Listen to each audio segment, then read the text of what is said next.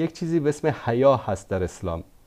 حیا این است که چه مرد چه زن مسائلی رو که مسائل جنسی است، مسائل اتاق خواب هست، این رو نباید در سوشال میدیا، در تلویزیون ها به این شکل بیان بکنن.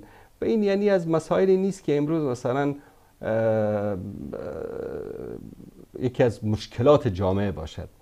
وانگهی مثلا یکی از علما جناب مولانا عبدالقدوس دهقان حدود 10-15 سال پیش این رو یک بحث طولانی مفصل در مورد این موضوع کرده بودن، جواب داده بودن. بعد متاسفانه من یک روزی همینطور داشتم سایت یوتیوب شبکه رو چک می‌کردم، دیدم که این کلیپ پربیننده ترین کلیپ بوده، یعنی چیزی در حدود 2 میلیون بیننده داشته.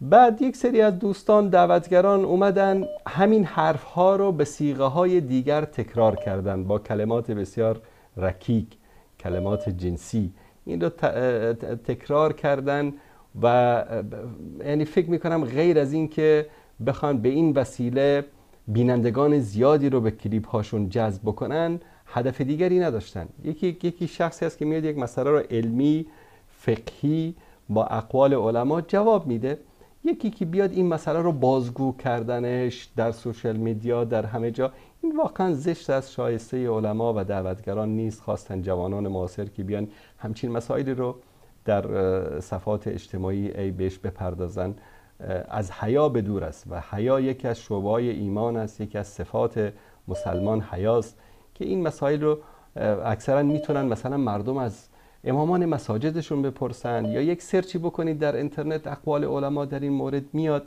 نیازی نیست که حتما این موضوعات مثلا به شکل کلیپ درست بکنن و پخش بکنن. من مخالف این هستم حقیقتا.